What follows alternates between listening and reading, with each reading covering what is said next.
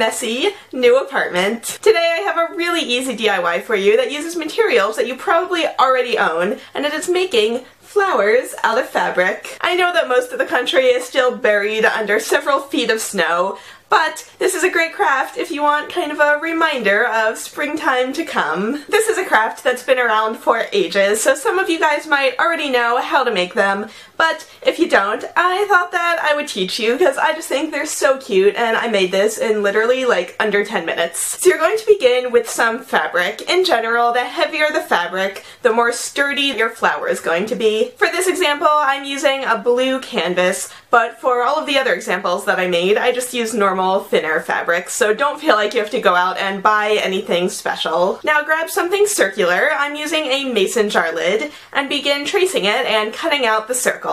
You're going to want one circle for each petal of your flower. Mine is going to have 6. Don't feel like your circles have to be completely perfect, but they should be fairly circular because otherwise the folding isn't really gonna line up right. And don't worry if your chalk or marker shows through on the edge of the fabric because that's all going to be hidden in the center of the flower. So once you have all of your circles cut out, grab a sewing needle and some embroidery thread in a color that matches your fabric. Now pick up one of your circles and fold it in half and then in half again, so you have this sort of wedge shape. And then use your needle to sew along the bottom of the wedge, and you're going to want to leave a tail of thread on one end. And make sure that you're starting and ending the stitches right on the sides of the fabric. The number of stitches you do is up to you and how many folds you want inside the petal, but you should make sure that they are symmetrical, and remember exactly the placement and the length of all of your stitches so that you can repeat it exactly on all of the other circles. Once you have your first petal stitched,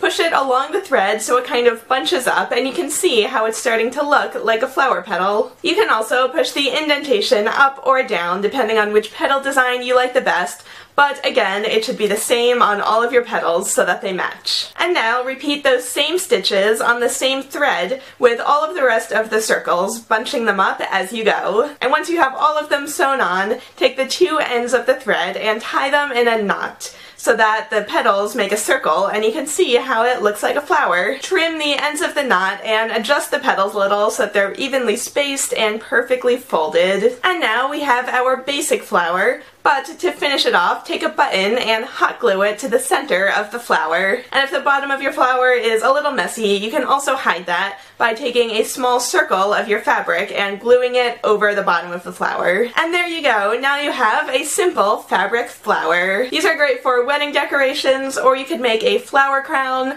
or you could glue a piece of string to the back and then tie it onto a tote bag, or anything else that needs embellishment. I think my favorite use though is to glue a hair clip to the back, and then you have this really cute hair accessory that you made all by yourself. So you can also experiment with the size of the flower. Here I made a large one and then filled in the center with a flower from the craft store, and I just think the varying textures look so cute. Or you could make a large fabric one and a small fabric one and then just glue them on top of each other to get this really cool layered flower effect. So let me know in the comments, what would you do with these fabric flowers? Would you put them in your hair or make a cute pin? Maybe attach a magnet or some other use that I haven't even thought of. So thank you guys so much for watching. Don't forget to press like and subscribe and come back every weekday for even more DIY videos. Bye everyone!